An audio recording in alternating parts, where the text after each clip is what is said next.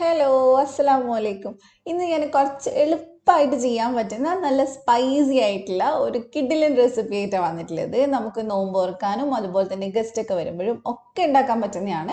ഇത് ഞാൻ രണ്ട് രീതിയിൽ ചെയ്തിട്ടുണ്ട് കേട്ടോ. ഒന്ന് ചീസ് വെച്ചിട്ടും ചീസ് ഇല്ലാണ്ട്. അപ്പോൾ ചീസ് കയ്യിലുള്ളവർക്ക് അങ്ങനെ വേണേൽ ചെയ്യാം, ഇല്ലെങ്കിൽ നമുക്ക് ചീസ് ഇല്ലാതെയും ചെയ്യാം.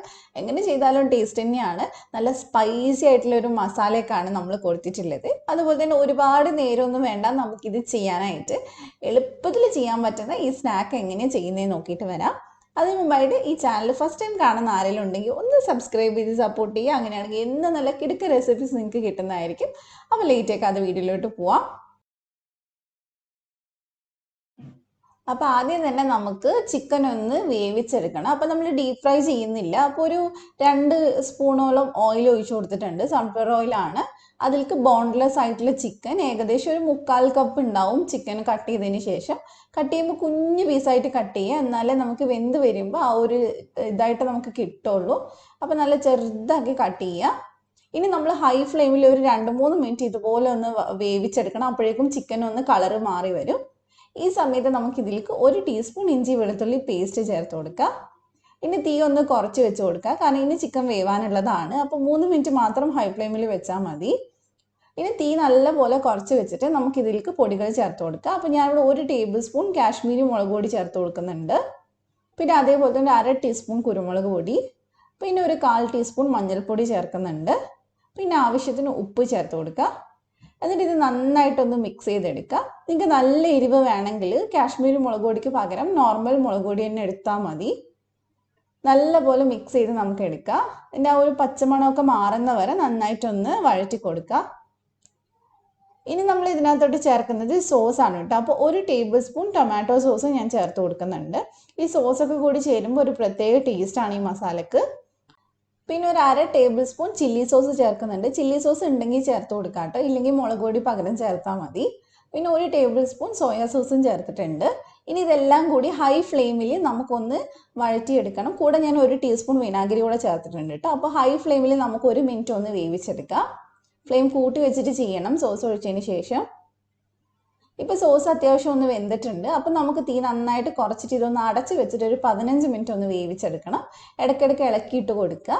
അപ്പോൾ 15 മിനിറ്റ് ആയിട്ടുണ്ട്. ചിക്കൻ നന്നായിട്ട് വെന്തിട്ടുണ്ട്. ഒരു 10-15 മിനിറ്റ് അത്രേ വേണ്ടി വരുള്ളൂ കേട്ടോ. ഇനി ഇതിലേക്ക് ഞാൻ ഒരു സവാളയും അതേപോലെ തന്നെ ഒരു പകുതി ക്യാപ്സിക്കവും ചെറുതായിട്ട് കട്ട് ചെയ്തത് ചേർത്ത് കൊടുത്തിട്ടുണ്ട്. ഇനി ഒരുപാട് നേരം വഴറ്റൊന്നും വേണ്ട, ജസ്റ്റ് ആ ഉള്ളിയും അതുപോലെ തന്നെ ക്യാപ്സിക്കം ഒന്ന് ചെറുതായിട്ടൊന്ന് വാടി വന്നാൽ മതി. അപ്പോൾ ഇത് അത്യാവശ്യം നന്നായിട്ടൊന്ന് റെഡി ആയിട്ടുണ്ട് കേട്ടോ. അപ്പോൾ ഇത്രയും മതി. ഇനി നമുക്ക് ഇതിനകത്തോട്ട് കുറച്ച് മല്ലിയില ചേർത്ത് കൊടുക്കണം. മല്ലിയില ചേർക്കുമ്പോൾ നിങ്ങൾക്ക് കൂടുതൽ വേണമെങ്കിൽ ചേർത്ത് കൊടുക്കാം, കുഴപ്പമില്ല. അപ്പോൾ നന്നായിട്ട് എല്ലാം കൂടി മസാലയൊക്കെ മിക്സ് ആയിട്ടുണ്ട് കേട്ടോ. അപ്പോൾ ഇതിലേക്ക് ഒരു 2 ടേബിൾ സ്പൂണോളം മല്ലിയില ചേർത്തിട്ടുണ്ട്. ഇനി ഇത് നന്നായിട്ട് മിക്സ് ചെയ്താൽ നമ്മുടെ മസാല ഇവിടെ റെഡിയായി. നല്ല ടേസ്റ്റി ആയിട്ടുള്ളൊരു മസാലയാണ്. അപ്പോൾ നമുക്ക് തീ ഓഫ് ചെയ്ത് മാറ്റി വയ്ക്കാം. ഇനി നമുക്ക് വേണ്ടത് ഇതിലേക്ക് 2 മുട്ടയാണ് കേട്ടോ. അതിലേക്ക് നമുക്ക് ഒരു 1/4 ടീസ്പൂൺ കുരുമുളക് പൊടിയും അതേപോലെ തന്നെ ആവശ്യത്തിന് ഉപ്പും ചേർത്തിട്ട് നല്ലപോലെ ഒന്ന് മിക്സ് ചെയ്തെടുക്കാം. നന്നായിട്ടൊന്ന് മിക്സ് ആക്കി എടുക്കുക. അപ്പം നല്ലോണം മിക്സ് ആയതിന് ശേഷം നമുക്ക് ഇതിലേക്ക് വേണ്ടത് പിന്നെ ബ്രെഡാണ് കേട്ടോ. ബ്രെഡ് എടുക്കുമ്പോൾ നല്ല ഫ്രഷ് ആയിട്ടുള്ള ബ്രെഡ് തന്നെ എടുക്കാൻ നോക്കുക. അതാണ് കുറച്ചും കൂടി നന്നാവുക ചെയ്ത് വരുമ്പോൾ.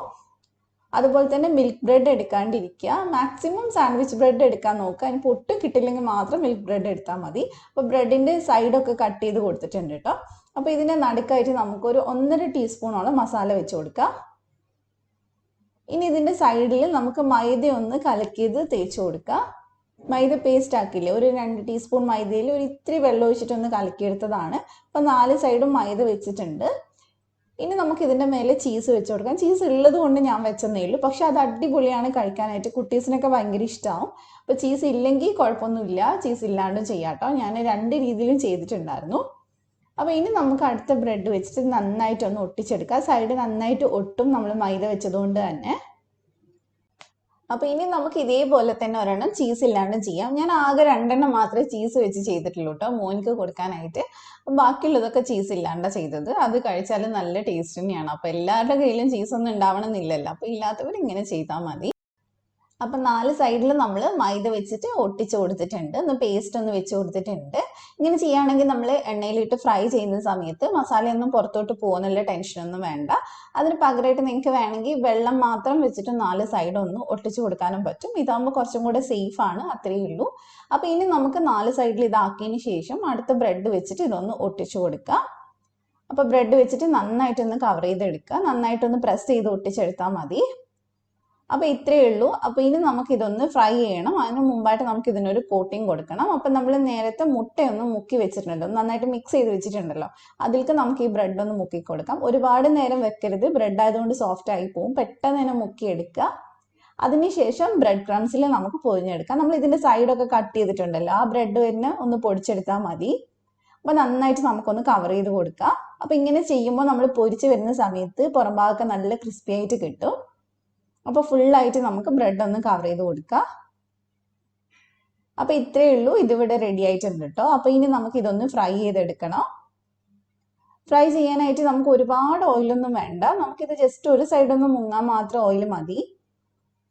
അപ്പം ഞാനിവിടെ ഫ്രൈ ചെയ്യാനായിട്ട് ഒരു ഫ്രൈ പാനാണ് കേട്ടോ എടുത്തിട്ടുള്ളത്. നമ്മൾ ഫ്രൈ പാനിൽ ചെയ്യുകയാണെങ്കിൽ നമുക്ക് 2-3 എണ്ണമൊക്കെ ഒരുമിച്ച് ചെയ്യാൻ പറ്റും. അപ്പോൾ കുറച്ച് സൺഫ്ലവർ ഓയിൽ ഒഴിച്ച് അതൊന്ന് ഒരു മീഡിയം ചൂടാവുമ്പോൾ നമുക്ക് ഇതിലേക്ക് ഇട്ട് കൊടുക്കാം. ഞാൻ ഇവിടെ 2 എണ്ണം മാത്രമേ ഇടുന്നുള്ളൂ. ഒരുപാട് ഫുൾ ഫ്ലെയിമിൽ വെച്ചിട്ട് നമ്മളിത് ഫ്രൈ ചെയ്യരുത്, കാരണം ബ്രെഡാണ്, പെട്ടെന്ന് കരിഞ്ഞു പോകും. അപ്പോൾ തീ ഒന്ന് മീഡിയം ഫ്ലെയിമിൽ ഇട്ടിട്ട് 2 സൈഡും ഒന്ന് ഫ്രൈ ചെയ്തെടുത്താൽ മതി. അത് ഒത്തിരി നേരമൊന്നും ചെയ്യേണ്ട ആവശ്യമില്ല, ഉള്ളിലൊക്കെ എല്ലാം വെന്തിട്ടുള്ളതല്ല. അപ്പോൾ ഒരുപാട് നേരമൊന്നും വെക്കണ്ട. അതുപോലെ നമ്മൾ തിരിച്ചിടുന്ന സമയത്ത് എളുപ്പമാവാൻ വേണ്ടിയിട്ട് നമ്മൾ മേലെ കുറച്ച് ഓയിലൊന്ന് കോരി ഒഴിച്ചു കൊടുക്കുന്നുണ്ട്, ഒന്ന് ജസ്റ്റ് ഒന്ന് ഹാർഡ് ആവാൻ വേണ്ടിയിട്ടാണ്. അപ്പം നമുക്ക് ഇതുപോലെ 2 സ്പൂൺ വെച്ചിട്ടൊന്ന് തിരിച്ചിട്ട് കൊടുക്കാം. നമുക്ക് നോമ്പിനൊക്കെ പെട്ടെന്ന് ഉണ്ടാക്കാൻ പറ്റുന്ന സ്നാക്കാണ് കേട്ടോ, അല്ലാതെ നമുക്ക് പരത്തെ കുഴക്കെ അങ്ങനെ ഒന്നും ചെയ്യേണ്ട ആവശ്യമില്ല. അപ്പോൾ ഇപ്പോൾ 2 സൈഡും ഏകദേശം റെഡി ആയിട്ടുണ്ട്. അപ്പോൾ ഇനി നമുക്കിത് എടുത്ത് മാറ്റാം. അതുപോലെ തന്നെ നമ്മൾ ഒരു മീഡിയം ഫ്ലെയിമിൽ തന്നെ ഫ്രൈ ചെയ്യാൻ നോക്കുക, കാരണം നമ്മൾ തീ ഒരുപാട് കുറച്ച് കഴിഞ്ഞാൽ ബ്രെഡാണ് ഉള്ളിൽ എണ്ണ കുടിക്കും. അപ്പോൾ നമ്മൾ മീഡിയം ഫ്ലെയിമിൽ ഫ്രൈ ചെയ്യുമ്പോൾ എണ്ണയൊന്നും ഒട്ടും കുടിക്കില്ല, നന്നായിട്ട് തന്നെ നമുക്ക് കിട്ടും. അപ്പോൾ ഇത്രയേ ഉള്ളൂ, ഇതേപോലെ തന്നെ നമുക്ക് ബാക്കിയുള്ളതും ഫ്രൈ ചെയ്തെടുക്കാം. അപ്പോൾ 2 എണ്ണം തന്നെ ഞാൻ രണ്ടാമത് ഇട്ടിട്ടുള്ളത് കേട്ടോ. അപ്പോൾ എല്ലാവരും ഒന്ന് ട്രൈ ചെയ്ത് നോക്കുക കേട്ടോ. നോമ്പാവാൻ വെയിറ്റ് ചെയ്യുന്നു വേണ്ട, നമുക്ക് പെട്ടെന്ന് തന്നെ വൈകുന്നേരം കുട്ടീസിനൊക്കെ ഉണ്ടാക്കാൻ പറ്റുന്നതാണ്. ചിക്കനൊക്കെ ഇരിപ്പുണ്ടെങ്കിൽ പെട്ടെന്ന് തന്നെ ട്രൈ ചെയ്ത് നോക്കുക.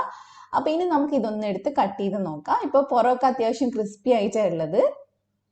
ഇത് ഞാൻ ചീസ് വെച്ചിട്ടുള്ളതാണ് കേട്ടോ. ഇതൊക്കെ കുട്ടീസിനെ കണ്ടു കഴിഞ്ഞാൽ പിന്നെ ഒരു രക്ഷയില്ല, അവരെന്തായാലും കഴിച്ചോളും. കാരണം കുട്ടീസിന് സ്പെഷ്യലായിട്ട് ചീസ് ഭയങ്കര ഇഷ്ടമല്ലേ.